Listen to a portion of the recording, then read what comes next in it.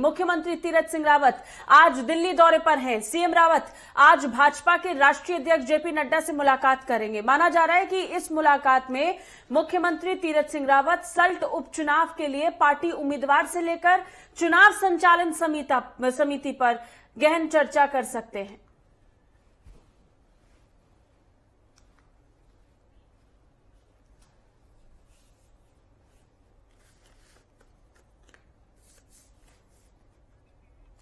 तो भारतीय जनता पार्टी पहले ही सल्ट चुनाव को लेकर के तैयारियां करती हुई नजर आ रही है और इसको देखते हुए अब किस तरीके से आगे रणनीति तय करनी है, इसको लेकर कयास लगाए जा रहे हैं कि ये महत्वपूर्ण दौरा, दिल्ली दौरा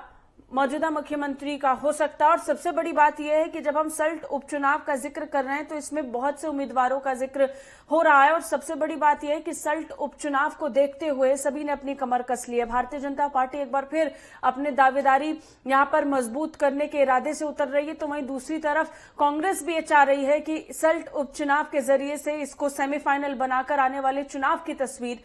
उत्तराखंड को दिखा दी जाए।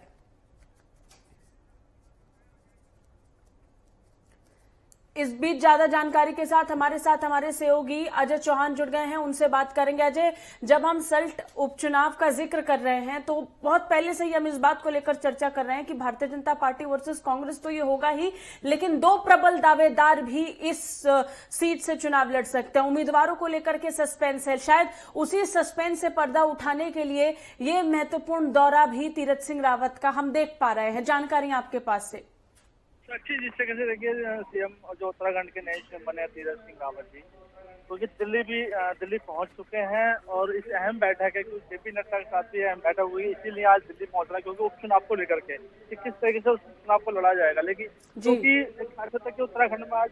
आए हुए हैं और उत्तराखंड भी पहुंचने की तैयारी में, क्योंकि अभी जानकारी जब मिल रही है हमें कि उत्तराखंड एयरपोर्ट पर पहुंच चुके हैं दिल्ली के। कुछ क्षण में यहाँ पर उत्तराखंड में पहुंचे, यहाँ पर तैयारियां हैं जोरों से उनके स्वागत के लिए, काफी लोग उनका स्वागत करने के लिए यहाँ पर मौजूद हैं, क्योंकि उसके बाद यहाँ शायद उनका ज्यादा समय नहीं लगेगा, शायद वो आएंगे लोगों से मिलेंगे, उसके बाद तुरंत उनका जेपी नड्डा जी के निवास पर मीटिंग है, क्योंकि चुनावों को देखते हो, उस चुनाव को देखते हो कि बहुमत कैसे साबित होगा, क्या होगा, इसमें क्यों और भी है वो नहीं चाहेंगे, विपक्ष भी नहीं चाहेगा कि इस पर कल वो बहुमत हो पाए। इसको देखा अहम बैठक होगी, कोई न कोई निर्णय लिया जाएगा, तो इसलिए तीरथ सिंह रावत जी को आज दिल्ली बुलाया गया है।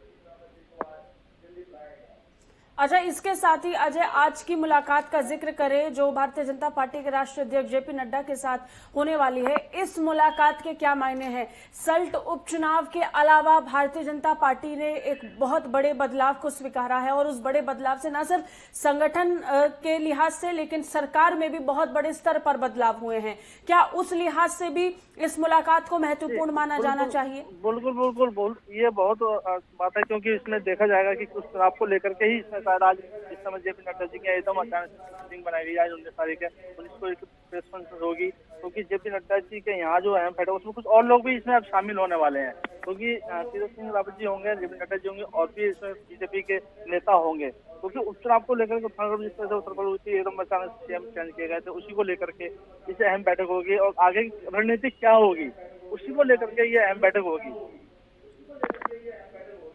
जी। और सबसे बड़ी बात यह है कि 17 अप्रैल को चुनाव की घोषणा हो चुकी है, उपचुनाव होने वाला है, उससे पहले बीजेपी कमर कसे हुए है, कांग्रेस भी लगातार अपनी तरफ से तैयारी कर रही है। अगर हम सल्ट उपचुनाव के अलावा संगठन के लिहाज से भारतीय जनता पार्टी का जिक्र करते हैं तो क्या लग रहा है आगे और बदलाव हो सकते हैं? क्योंकि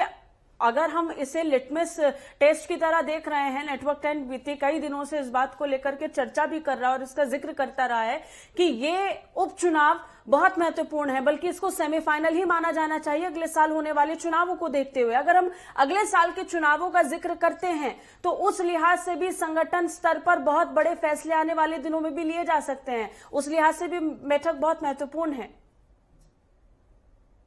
लेकिन विपक्ष तो यही चाहता है कि इस चुनावों में अगर हमारी जीत होती है तो आने वाले जो चुनाव होंगे उसमें हमारा सेमीफाइनल होगा, क्योंकि विपक्ष सेमीफाइनल ही समझता है उपचुनावों को जीतने के बाद, क्योंकि इसमें सकता है कि जिस तरह बीजेपी की मात खाती है हर जगह हार जाती है उस चुनावों में, तो वो अपना भविष्य देखते हैं कि अगला चुनाव जो होगा वो हमारे हक में जाएगा। लेकिन समय होता है कि वोटर किधर झुकाव करता है, उपचुनाव में और सेमीफाइनल में काफी अंतर होता है, क्योंकि उस चुनाव को एक पूरा स्तर दिया जाता है। उपचुनावों क्या होता है कि वो सब समय कम होता है, वो भी उसमें ले सकता है। एक विभाग होता है कि किस तरह से इसको चुना जाएगा।